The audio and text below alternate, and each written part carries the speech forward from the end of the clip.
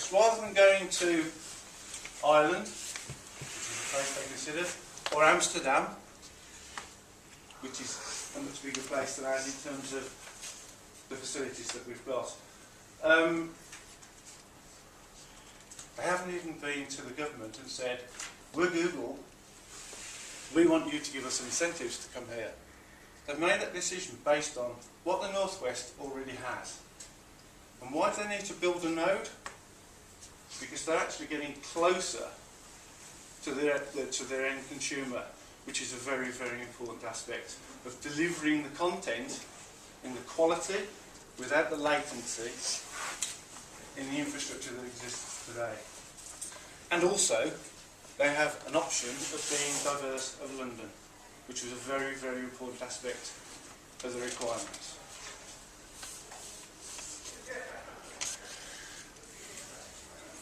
To build the momentum that we need to draw in a lot of the people that we see on here, the utility companies. They need to be able to have a vision of, rather than having a data centre pay an enormous amount of money to get the power they're wanting today, they need to be looking at a vision, a long-term view of what they need to do in constructing a cost model that allows data centres to be built. Because without data centres, we're not going to succeed. We're not going to be able to deliver the content that Ian and Sean have been talking about today, because there's nowhere to put it. It's going to have to go elsewhere. Our friends at the HMRC, I don't know whether they will, but they need to be thinking about tax incentives, because the rest of Europe is, and Ireland is actually publicly saying, come to Ireland because we will give you tax incentives and tax breaks. So there's another one. RDAs, local authorities, property owners, property developers, they all need to be also saying, what are you going to do for me if I come and build these things in the Northwest?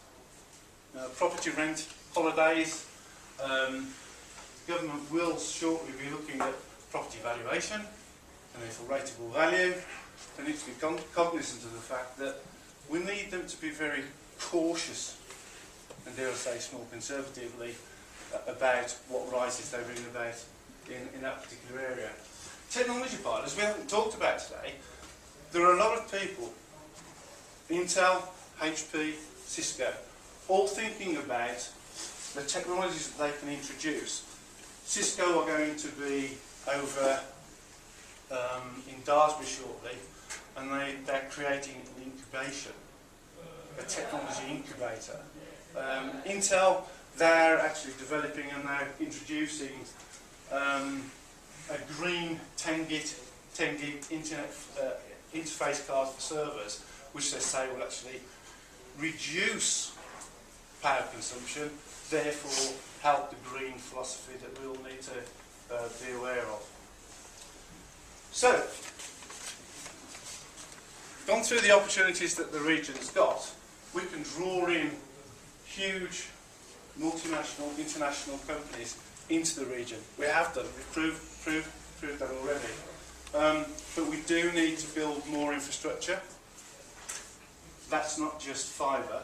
We've done some of that. There's plenty of fibre in the ground. Sean's corridor programme will produce more. But we do need to link those together as well, so we mustn't forget that. But we need to build data centres because they are part of the fabric of holding the content that's going to be delivered. Any questions?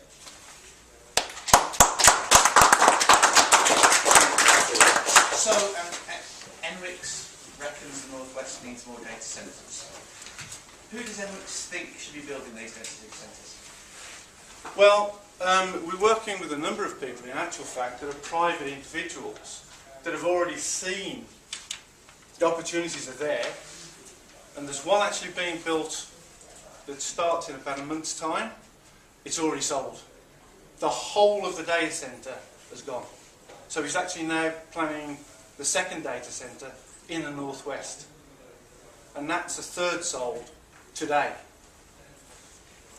We'd like to see more of the data centres, because the more we actually go out from Telecity, the better it's going to be for the region, because the costs will be good for the people coming into the data centres, and we'll be able to deliver more infrastructure with it as well.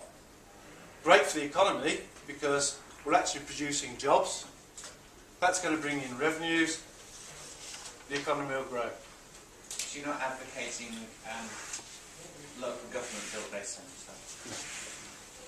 If we go back about 3 weeks, 2-3 weeks, the government announced that of the 700 data centres that they actually have and operate today, they're going to save 4.3 billion over the next 5 years by moving those into the larger tier 3. There's no such thing as tier 3 data centres, but that's the sort of philosophy they've got.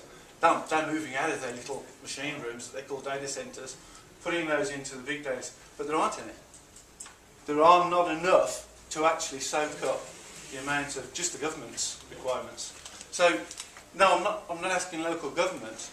I'm asking the politicians, the policymakers, the stakeholders to get together and think differently about what we can do in the northwest to create the mechanisms and the momentum to build data centres.